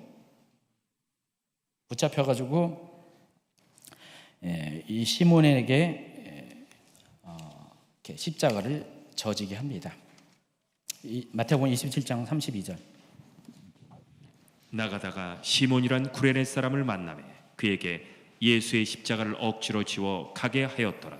예수님의 십자가를 억지로 졌다고 했습니다. 억지로 졌다는 것은 이 시몬이 지고 싶지 않았는데 막 지게 했다는 것입니다. 근데 이것이 가능한 게 있어요. 당시 로마법에 의하면은요, 로마 군인들은 공무상 필요하면은요, 물건이나 또 인력을 차출할 수가 있대요. 특별히 인력 같은 경우는 만약에 이렇게 개인적이 아닌 공무상 필요하면은 지나가다가 유대인이 발견되잖아요. 지금 여기 유대 지역이니까. 그럼 뭐 무거운 짐을 들었어요. 이거 무겁잖아요. 20kg짜리. 만약에 이름. 그러면은 유대인 일로 와. 유대놈 이렇게 부르겠죠. 일로 와 해가지고 이거 들어 해놓고 법으로 그게 가능하다는 거예요. 로마는 법치 국가이기 때문에 법으로 가능한데 1마일 거리 안에서는 그걸 시킬 수가 있는 거예요. 그러면 유대인들은 싫어도 억지로 해야 돼. 법이니까. 여러분 마일이라는 개념이 로마에서 온 거 아시죠? 1.6km인데 로마 사람들은 비아를 건설하고 도로를 건설할 때 1km마다 도를 세워놨어요. 이렇게 아니 1.6km마다. 그게 마일이에요. 그래서 로마 사람들은 그 돌 개수를 따지면 여기가 거리가 나오는 거예요. 그래서 1마일이 거기서 유래가 된 겁니다. 그래서 1마일 범위 안에서는 이렇게 짐을 이렇게 옮겨드릴 수 있는 짐꾼 노릇을 할 수 있는 법이 있었습니다. 여러분 마태복음 5장 41절에 이런 말씀 있습니다. 또 누구든지 너로 억지로 우리를 가게 하거든 그 사람과 심리를 동행하고. 여러분 여기 한글에서는 오류로 번역했는데 영어 성경 보면은 1마일로 되어 있어요.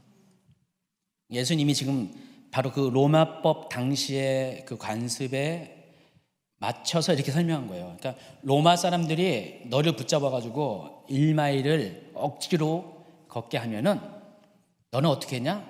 그냥 2마일을 걷어. 그게 용서하는 거야.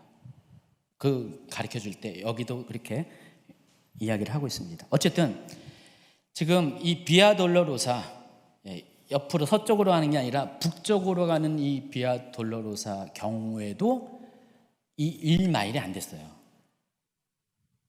비슷해요, 거리가. 그렇기 때문에 시몬이라는 사람이 그 사람 입장에서는 재수 없게 걸린 거죠. 괜히 지나가다가 눈에 띄어서 억지로 예수님에게 이렇게 했습니다. 그런데요, 마가복음 15장 21절로 다시 가면요, 105번 슬라이드 읽어주세요. 마침 알렉산더와 루포의 아버지인 구레네 사람 시몬이 시골로부터 와서 지나가는데 그들이 그를 억지로 같이 가게 하여 예수의 십자가를 지우고, 그리고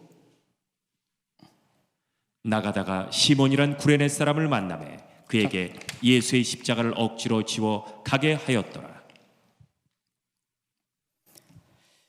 여기 제가 성경을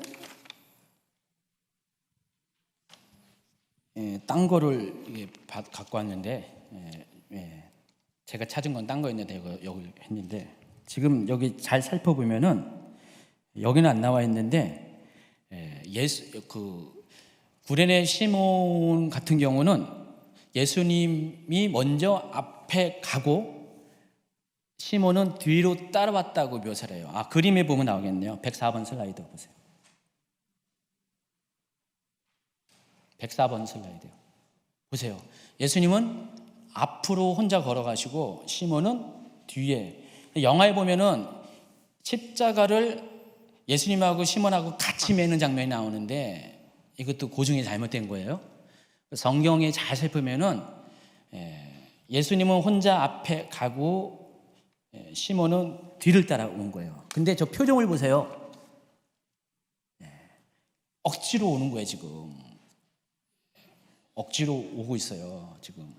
저기 요즘에 무슨 리비아 사람이라는 식으로 얼굴을 좀 약간 검게 했는데, 약간, 유대인은 맞아요. 근데 약간 거 타서 그런지 몰라도 저렇게 이렇게 해놨습니다. 근데 이때 당시에 시몬은요, 정말로 억지로 갔습니다. 예수님을 몰랐기 때문에. 이 당시에 이제 시몬은 예수님이 리비아에서 왔기 때문에 예수님을 잘 몰랐어요. 예루살렘에 왔어요. 6월절 맞죠? 왔는데 이런 일이 벌어졌고, 뭐 이때서야 뭐 소문 들었겠죠. 예수라는 사람이 뭐 이렇게 했다고. 근데 잘 몰랐어요. 근데 십자가 이렇게 지러 가는 이때 예수님을 처음 만난 거예요. 그 때문에 얼떨떨하고 그냥 별로 이렇게 내키지 않은, 할 수 없이 로마법에 의하니까 따라갔는데, 로마서 16장 10절 13절 보면 이런 말씀이 있습니다. 주 안에서 택하심을 입은 루포와 그의 어머니에게 물어나라. 그의 어머니는 곧 내 어머니니라. 여기 루포라는 이름이 나오는데, 이 루포가 어느 루포냐? 바로 시몬의 아들 알렉산더와 루포 중에서 그 루포라는 거예요. 지금 루포는 나중에 사도 바울의 시몬의 아들 루포가, 구레네 사람 시몬의 아들 루포가 사도 바울의 동역자가 됐어요. 그리고 루포의 어머니가 내 어머니다 그랬어요, 사도 바울이. 그러면은 지금 이 집안은 어떻게 됐어요? 이 시몬이 억지로, 여기 성경에 보면은, 영화에 보면은 시몬이 끌려갈 때 애랑 같이 있다가, 아들이 있다가 아빠만 끌려가가지고 십자가 지고 아들은 옆에 있는 장면이 있죠. 그 중에 한 명 알렉산더인지 루포인지가 있을 거예요. 둘 중에 한 명일 것 같아요. 아마 루포일 가능성이 많습니다. 그래서 이 집안은 그때 이후로 바뀐 거예요. 그러니까 자기가 예수님을 만나면은요, 그냥 별거 말도 안 되는 상황 가운데, 심지어 바라바도 예수님 만나가지고 변했고요. 정말 이렇게 예수님을 누구든지 만나기만 하면은 삶의 변화가, 인생의 변화가 있는데, 이 시몬이 그런 케이스라는 것입니다. 그래서 처음에는 억지로 하던 사람이 어떻게 해요? 나중에 기꺼이로 바뀌게 되죠.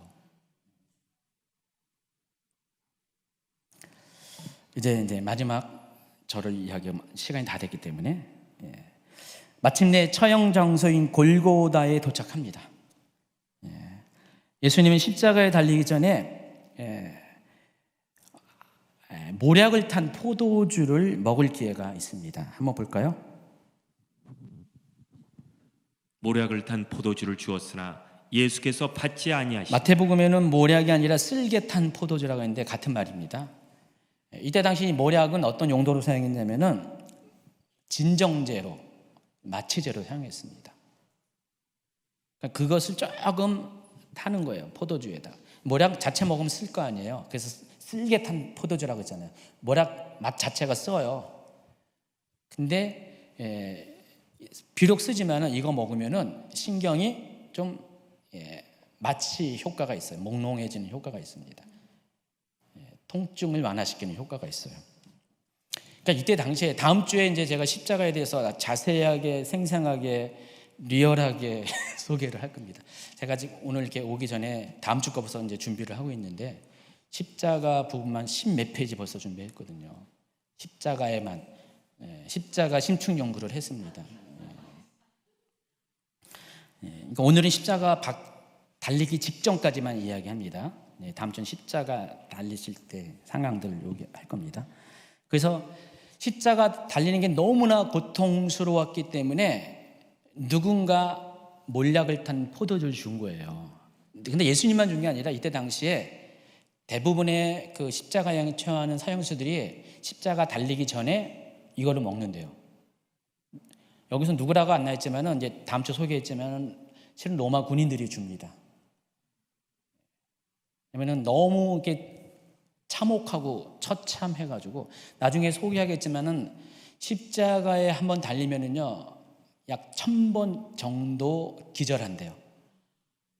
고통이 너무 강해가지고 평균적으로 1000번 정도 기절했다 깨났다 해가지고 죽는데요. 그 정도로 힘든 거예요. 십자가는요, 아까 그 플라겔륨 그 태형이 횟수가 정해지 않고 죽을 때가 아니라 혼절할 때까지 맞는 것처럼 십자가는 죽을 때까지 매달리는 거예요. 어떤 사람은 3일까지 걸리는데 3일 정도 버티면 웬만하면 풀어준대요. 예, 이미 네 여기 죄 대가는 다 받았다. 3일까지 버틴 사람이 드물죠. 보통 하루 이틀 정도. 예수님은 6시간밖에 안 달리셨는데 그 기간 동안에 보통 이 하루 이틀 동안 십자가에 달려있는 동안에 1000번 정도 기절한대요. 그 정도로 십자가가 고통이 커요. 그러다 보니까 그 고통을 좀 줄이려고 미리 십자가에 올라가기 전에 이런 식으로 당시에 이렇게 마취제 성분인 몰약을 탄 포도주를 먹이게 했다는 것입니다. 그런데 중요한 것은 예수님은 그것을 거부했다는 것입니다. 다른 사형수들은 당연히 먹었겠죠. 근데 예수님은 그 냄새를 맛을 보고 이거 몰약탄 포도주라는 것을 알고 거절했습니다. 나중에 이제 예수님이 다른 포도주를 먹긴 먹거든요. 근데 이 몰약탄 마취제 성분을 안 먹는 거예요. 그래서 이것을 거절합니다. 왜 그랬을 것 같아요? 바로 온전하게 그 고난의 길을 감당하고자 했기 때문에 그렇습니다. 그러니까 예수님은 죽으시려고 이 땅에 오셨기 때문에 편하려고 온 게 아니잖아요. 그래서 마땅히 또 고통을 감당하셔야 되기 때문에 이보다 더 큰 고통이 남아 있어요. 근데 십자가 고통은 이 플라겐num이나 이 걸어온 이 비아 돌로로사에 비교할 수 없는 더 강력한 고통이고 아주 처절한 그런 고통이 있는데 이제 그게 이제 본격적으로 남아 있습니다. 다시 이제 시몬의 이야기를 돌아가면은 그걸로 마치겠습니다. 구레네 시몬 같은 경우는 우리가 보통 제자가 되려면 어떻게 했어요? 자기를 부인하고 자기 십자가를 지고 예수님을 따르라 그랬어요. 잘 보시면 그 문구와 시몬의 아까 그 그림 다시 보여줄까요? 104 슬라이드. 자기 십자가를 지고 예수님을 따르는 그게 이해되겠죠? 제자는 저런 겁니다. 근데 저 시몬은 처음에는 억지로 했잖아요. 제가 이제 제자 훈련을 막 이제 곧 다음 주 곧 시작할 텐데 초창기에는요 제자 훈련하면은 막 억지로 하려는 분이 몇 분 계세요. 좋아서 하는 분도 있는데 억지로 싫은데 왜 시켜요 하면서 막 억지로 하는 분이 있는데 나중에 끝날 때 되면은 아쉬워하는 분이 있더라고요. 억지로 해서 정말 기꺼이로 바뀌어요. 제자는 그런 것 같아요. 제자는 저 장면회처럼 예수님을 먼저 앞서 보내고 예수님 대신에 자기 십자가를 지는 거예요. 근데 자기 십자가를 지기 위해서는 어떻게 해요? 먼저 자기를 부인해야죠. 바로 저 모습이 제자의 모습이라는 것을 알 수가 있습니다. 그래서 예수님은 저 길을 먼저 앞서 가셨습니다. 우리보다. 우리만 십자가 지는 게 아니라 예수님이 앞서 가셨기 때문에 비록 십자가를 진다 할지라도 우리는 따라갈 수가 있는 것입니다. 예수님이 이미 당한 고통에 비하면 저 정도 십자가 20kg 짓는 거 무겁습니까? 우린 태형받는 것도 아닌데 충분히 질 수가 있어요. 그래서 그런 예수님께서 여러분을 위해서 앞서서 십자가의 길, 고난의 길, 슬픔의 길을 걸으셨고 여러분을 대신해서 십자가에 달리셨고요. 그러니까 모든 것이 다 여러분을 위한 것이죠. 여러분 단지 따라오기만 하면 돼요. 어렵습니까? 쉽습니까? 말은 쉽지만 어렵긴 어렵죠. 그렇지만은 예수님이 먼저 앞서서 다 행하셨기 때문에 우리는 능히 감당할 수 있다는 것을 아시기 바랍니다. 그런 제자가 되기를 예수님을 축원합니다.